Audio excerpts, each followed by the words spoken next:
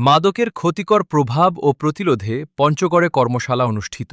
মাদকাসক্তির ক্ষতিকর প্রভাব সম্পর্কে জনসচেতনতা বৃদ্ধি এবং মাদক প্রতিরোধে সমন্বিত উদ্যোগ জোরদারের লক্ষ্যে পঞ্চগড়ে একটি কর্মশালা অনুষ্ঠিত হয়েছে। আজ শনিবার ১৩ জুন জেলা প্রশাসকের সম্মেলনকক্ষে আয়োজিত এ সেমিনারে সভাপতিত্ব করেন জেলা প্রশাসক মোসা শুরিয়ার পারভীন।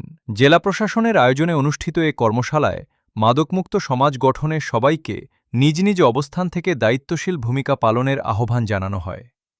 সেমিনারে বক্তারা বলেন, মাদক শুধু একজন ব্যক্তিকেই নয়, একটি পরিবার ও সমাজকেও ধ্বংসের দিকে ঠেলে দেয়।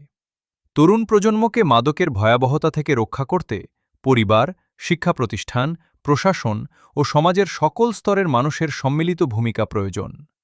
পাশাপাশি মাদকবিরোধী প্রচারণা ও সচেতনতামূলক কার্যক্রম আরও জোরদারের ওপর গুরুত্বারোপ করা হয়। আলোচনায় মাদক নির্মূলে সরকারের বিভিন্ন উদ্যোগ, আইন প্রয়োগের পাশাপাশি সামাজিক প্রতিরোধ গড়ে তোলার প্রয়োজনীয়তার বিষয়েও মতামত তুলে ধরা হয়। কর্মশালায় সরকারি বিভিন্ন দপ্তরের কর্মকর্তা, আইনশৃঙ্খলা বাহিনীর সদস্য, শিক্ষা প্রতিষ্ঠানের প্রতিনিধি এবং সংশ্লিষ্ট অংশীজনরা অংশ নেন।